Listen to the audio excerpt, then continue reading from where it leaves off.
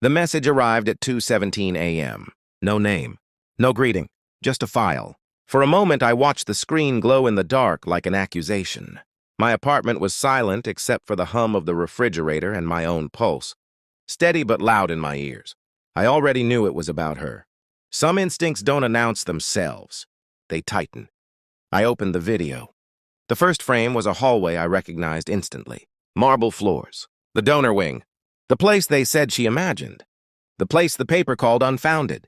I tasted metal at the back of my throat. The camera shook, hidden, afraid. Then I saw her. Walking fast, head down. The same sweater she wore the night she called me crying, saying she'd made a mistake trusting them. I remember telling her institutions don't make mistakes. People do. The door opened. A hand pulled her inside. The video cut. I didn't breathe for several seconds. The silence afterward felt deliberate, like the world was waiting to see what I would do with the truth, now sitting in my palm. My phone vibrated again. A single line appeared. They buried it. You won't. I replayed the clip. Not to understand. To memorize. Because I knew with a calm that scared me that someone had just handed me a weapon, and I was already deciding where to aim. They said she lied. That was the official language. Unfounded allegations, no corroborating evidence, a troubled student seeking attention. I sat in the back of the press conference months ago and watched men in tailored suits dismantle her life with polite smiles. I watched the board nod gravely. I watched donors clap when it was over. Applause for erasure. She stopped calling after that. When they found her, the report said exhaustion, stress, a tragic spiral. Nothing criminal, nothing to stain the institution. They cleaned it beautifully, but I remembered the way her voice sounded that last night. Not hysterical, not confused, precise. They record everything, she whispered. They keep trophies. I asked what that meant. She hung up. After her death, I tried to believe the narrative. It was easier. Institutions are heavy. They crush individuals. That's physics. Fighting gravity is childish. Then the file arrived, and gravity shifted. I started noticing things I'd trained myself to ignore. A trustee stepping down quietly. A security contractor disappearing from the website. Archives edited. Old articles rewritten. Language softened like bruises hidden under makeup. The video wasn't proof yet, but it was a fracture. And once you see a fracture, you start testing the glass. I didn't tell anyone. Truth is fragile in the early stages. Expose it too soon, and it dies from contamination. I built a routine. Coffee, work, gym, nods to neighbors. My reflection looked unchanged. Inside, I was cataloging. I enhanced the video frame by frame.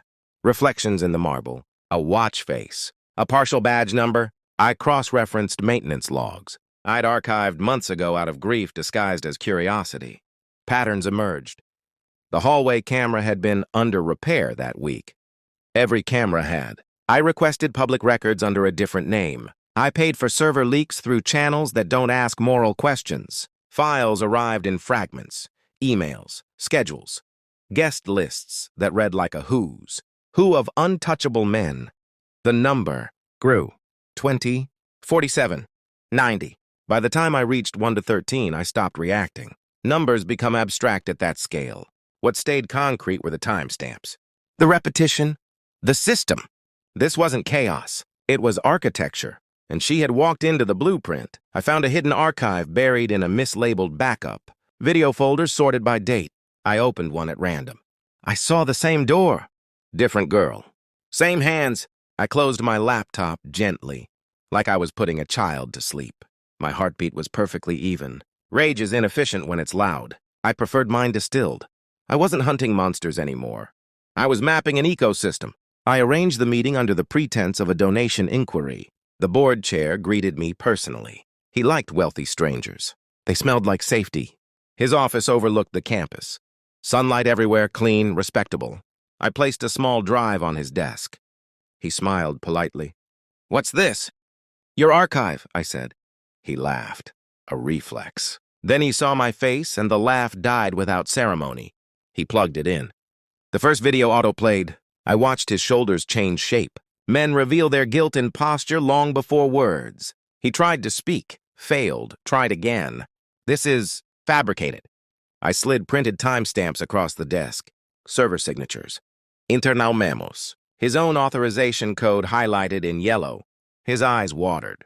Not from remorse, from the sudden understanding that gravity had found him. "Who else has this?" he whispered. "Everyone," I said. That was the lie, but it would be true in 6 minutes. I had scheduled the release before entering the building. Multiple journalists, independent servers, dead man switches. He was watching the world end in real time and begging me to describe the fire. I stood. "You called her unfounded," I said quietly. He covered his face. I felt nothing, which was the most honest emotion I'd had in months. His phone started vibrating before I reached the door, then mine. Notifications stacking like falling dominoes, headlines writing themselves faster than anyone could contain them. He didn't chase me. Predators rarely sprint when the cage closes. They freeze. They calculate impossible exits. In the hallway, trustees were already shouting into devices, voices cracking under the weight of exposure. I walked past them unseen. I had become infrastructure, a moving piece of inevitability. Outside cameras were gathering. Someone recognized me from the registration desk and called my name. I kept walking. My final message to him was scheduled too. It would arrive after the first arrests. A single video. Her video. Uncut. With the caption he chose months ago. "Unfounded." I wanted his word to be the knife, not mine. Revenge isn't volume. It's precision. It's forcing a man to hear his own voice echo back as judgment. By the time I reached my car, sirens were approaching from every direction. The campus looked smaller already. Institutions shrink when you remove the myth. I sat behind the wheel and let the chaos bloom without me. Control feels quiet. That's how you know it's real. The trials took months. I didn't attend. I didn't read the testimonies or watch the apologies drafted by lawyers and performed like theater. My work was finished the moment the truth stopped needing me to carry it. People called me brave. They mistook absence of fear for presence of virtue. I corrected no one. Explanations dilute outcomes. Sometimes I replay her last voicemail. Not to grieve, to measure distance. The voice sounds like it belongs to another lifetime. A version of me that still believed exposure required permission. The campus reopened under a new name, new board, new promises, the machine rebuilding itself with better camouflage. That part doesn't anger me anymore. Systems persist. Individuals break. I did what I came to do. I returned her from rumor to record, from whisper to evidence. There is no peace in that. Only balance, and balance is enough. I sleep without dreams now, because the truth is no longer buried. And neither is she. I didn't save her. I erased their silence. That's the only resurrection the world allows.